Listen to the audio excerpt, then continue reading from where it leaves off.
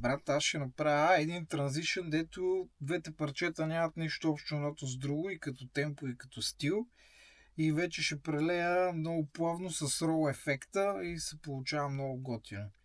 Аз понеже много време го мислех, пак ще го направя така с много голяма разлика в темпото, само че ще използвам, айде ти ако ползваш рол, аз ще използвам с транс ефекта и с пак промяна на темпото през тапа и да вляза в другото парче. Ти, брат, какво ще правиш между другото?